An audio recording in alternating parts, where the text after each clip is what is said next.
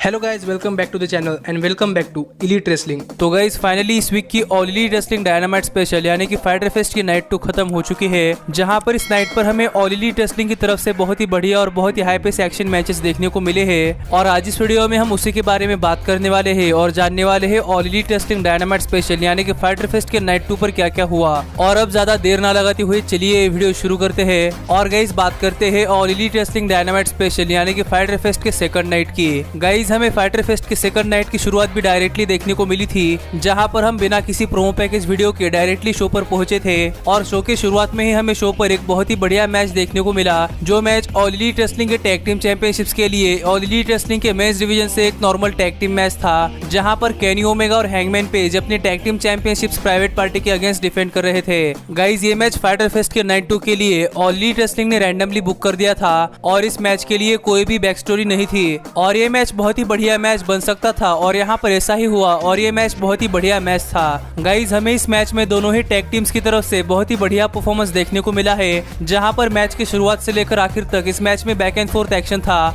जहाँ पर इस मैच में कभी प्राइवेट पार्टी डोमिनेट कर रही थी तो कभी केनी ओमेगा और हैंगमैन पेज। और ये प्राइवेट पार्टी का आज तक का सबसे बड़ा मैच था, क्योंकि उन्हें ऑल इलीट रेसलिंग के टैग टीम चैंपियनशिप्स के लिए मौका मिल चुका था और इस मैच में प्राइवेट पार्टी अपना 100% दे रहे थे। लेकिन अगर यहाँ पर हम बात करें इस मैच की विनर की, तो गाइज यहाँ पर इस मैच के आखिर में केनी ओमेगा और हैंगमैन पेज ने प्राइवेट पार्टी की ईशा कैसिडी पर अपना फिनिशर लगाया और यहाँ पर ईशा कैसिडी को पिन कर केनी ओमेगा और हैंगमैन पेज ने अपने चैंपियनशिप्स रिटेन कर लिए हैं और स्टिल है हमारे all Elite wrestling tag team champions Kenny Omega और हैंगमैन पेज। गाइज इसके बाद शो पर आगे ऑल इलीट रेसलिंग के मेंस डिवीजन से एक नॉर्मल 1-on-1 मैच था, जहां पर जोई जिनेला ऑल इलीट रेसलिंग में रिटर्निंग सुपरस्टार लांस आर्चर को फेस कर रहे थे। और इस मैच से किसी की ज्यादा एक्सपेक्टेशन नहीं थी, क्योंकि सब लोग सोच रहे थे कि ये मैच एक वन साइडेड मैच होने वाला है, जहां पर लांस आर्चर इस पूरे मैच में जोई जिनेला को डोमिनेट करने वाले हैं। लेकिन अगर यहाँ पर हम बात करें इस मैच की, तो गाइस यहाँ पर इस मैच में लांस आर्चर ने डोमिनेट तो किया है, लेकिन इस मैच में वन साइडेड डोमिनेशन नहीं था, क्योंकि इस मैच में लांस आर्चर के मूव्स को काउंटर कर जोई जिनेला लांस आर्चर को उनके लिमिट्स तक ले गए थे। और इस मैच में एक समय Jake the Snake Robert interfere करना चाहते थे, लेकिन उन्हें रेफरी ने रोक लिया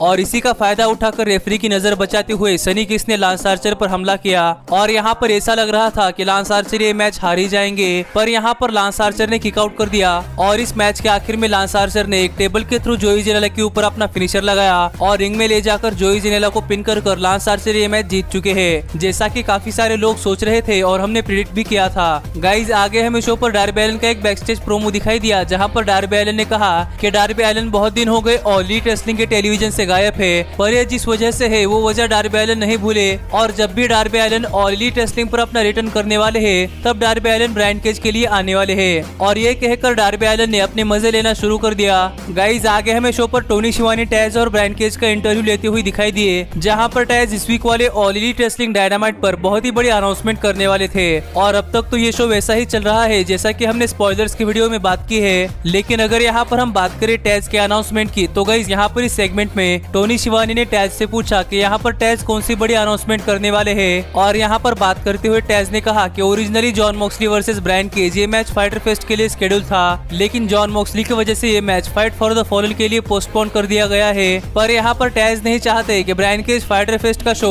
बिना कोई चैंपियनशिप जीते लीव करे, इसलिए टैज यहाँ पर वो चीज लाए थे जो टैज के लिए बहुत ही करीबी है, जो टैज ब्रायन केज को हैंडओवर करना चाहते हैं। और ये चीज कोई और नहीं बल्कि एफटीडब्ल्यू वर्ल्ड हेवीवेट चैंपियनशिप है। और यहाँ पर टैज ने एफटीडब्ल्यू चैंपियनशिप को ब्रायन केज को हैंडओवर किया और यहाँ पर ब्रायन केज बन चुके हैं एफटीडब्ल्यू वर्ल्ड हेवीवेट चैंपियन। गाइज अगर आपको पता नहीं है कि एफटीडब्ल्यू चैंपियनशिप क्या है, तो गाइज मैं आपको बताना चाहूंगा कि एफटीडब्ल्यू चैंपियनशिप ओरिजिनली ईसीडब्ल्यू में शुरू हुई थी, जहां पर इस चैंपियनशिप को फक द वर्ल्ड चैंपियनशिप भी कहते हैं। और इस चैंपियनशिप को आप ऐसी चैंपियनशिप कह सकते हैं जैसे कि हमने डब्ल्यूडब्ल्यूई में $1 मिलियन मैन के पास देखी है। इसका मतलब कि गाइज ये ऑल इलीट रेसलिंग की ऑफिशियल चैंपियनशिप नहीं है, लेकिन यहाँ पर ऑल इलीट रेसलिंग इस चैंपियनशिप का इस्तेमाल स्टोरी लाइन्स में करने वाली है। पर गाइज आगे हमें शो पर ऑल इलीट रेसलिंग के मेंस डिवीजन से एक नॉर्मल 8-मैन टैग टीम मैच देखने को मिला, जहां पर एक टीम में थे एफटीआर और यंग बक्स और दूसरी टीम में थे लूचा ब्रोज और बुचर और ब्लेड। और गाइज ओ माय गॉड, क्योंकि गाइज ये मैच वैसा ही था जैसा कि हम ऑल इलीट रेसलिंग से एक्सपेक्ट कर रहे थे। और इस मैच की वजह से हमें फाइटर फेस्ट के नाइट 2 पर इतना बढ़िया एक्शन देखने को मिला है, जो आप ऑल इलीट रेसलिंग के पेपर यूज पर एक्सपेक्ट करते हैं। और इस मैच में चारों ही टैग टीम ने अपने बहुत ही बेहतरीन परफॉर्मेंस दी है, क्योंकि इस मैच में कोई भी टैग टीम पीछे नहीं रहना चाहती थी। और इसी वजह से हमें इस मैच में बहुत ही जबरदस्त एक्शन के साथ साथ पूरा मैच बहुत ही हाई पेस एक्शन में चलता हुआ दिखाई दिया,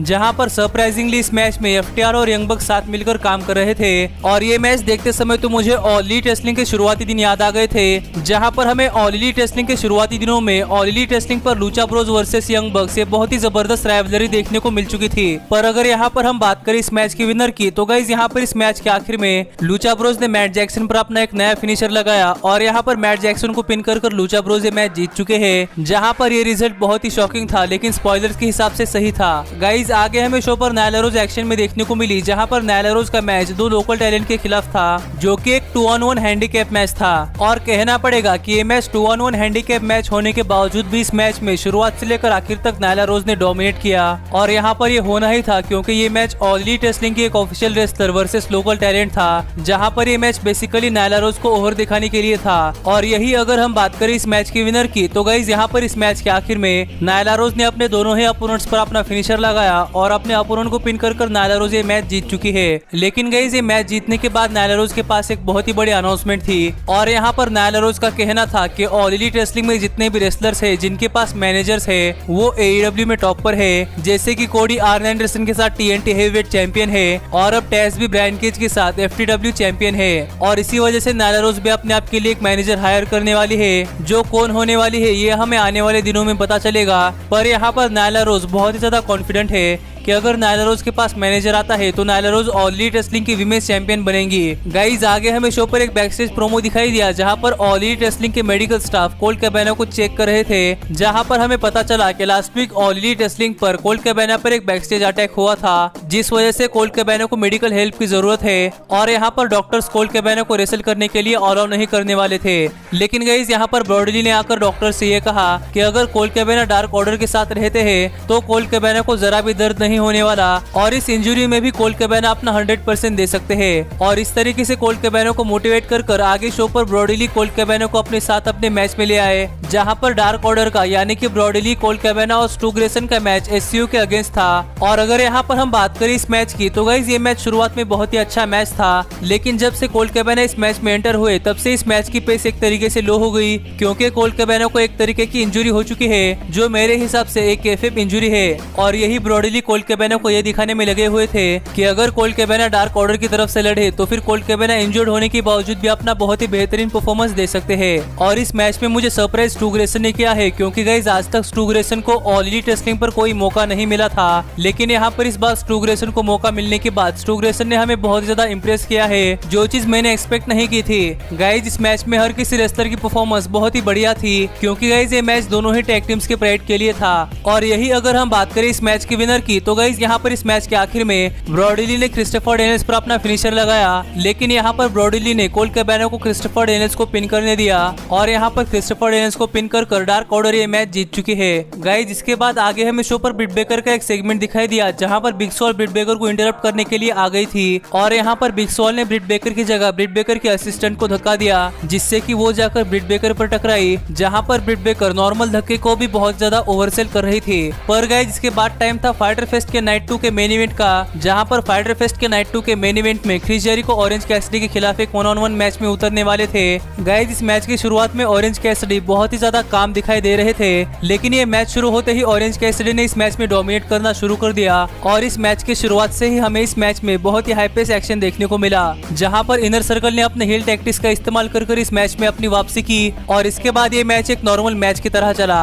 पर गाइस अगर यहाँ पर हम बात करें इस मैच की विनर की, तो गाइस यहाँ पर इस मैच के आखिर में ऐसा लग रहा था कि ऑरेंज कैसिडी ये मैच आराम से जीतने वाले हैं, लेकिन गाइस यहाँ पर सैंटाना और ओर्टिज ने इंटरफेयर कर ऑरेंज कैसिडी के ऊपर ऑरेंज जूस फेंक दिया, जो रेफरी ऑब्री एडवर्ड्स ने देख लिया था। और यहाँ पर ऑब्री सैंटाना और ओर्टिज के अगेंस्ट कोई एक्शन लेती इससे पहले ही बेस्ट फ्रेंड्स ने सैंटाना और ओर्टिज पर अटैक कर दिया, और यहाँ पर बेस्ट फ्रेंड्स और सैंटाना और ओर्टिज फाइट करते करते यहाँ से चले गए। और इसी बीच क्रिस जेरिको ने ऑरेंज कैसिडी पर कोड ब्रेकर लगाया, और यहाँ पर ऐसा लग रहा था कि ये मैच खत्म हो जाएगा, लेकिन सरप्राइजिंगली ऑरेंज कैसिडी ने यहाँ पर किक आउट कर दिया, और और इसके बाद तो हमें ऐसे मूव्स देखने को मिले जहाँ पर ऐसा लग रहा था कि किसी भी समय ये मैच खत्म हो सकता है। और इसी बीच क्रिस जेरिको ने ऑरेंज कैसिडी पर अपना फिनिशर जूडस इफेक्ट लगाया और यहाँ पर ऑरेंज कैसिडी को पिन कर क्रिस जेरिको ये मैच जीत चुके हैं। और मुझे तो ये क्रिस जेरिको के करियर का बेस्ट मैच तो नहीं लगा, लेकिन ये क्रिस जेरिको के करियर का एवरेज मैच था, जहाँ पर ये मैच भी बहुत ही अच्छा मैच था। और ये पूरा फाइटर फेस्ट का शो देखने के बाद तो मुझे ऐसा लग रहा है कि फाइटर फेस्ट का पूरा शो पहले से लीक हो चुका था,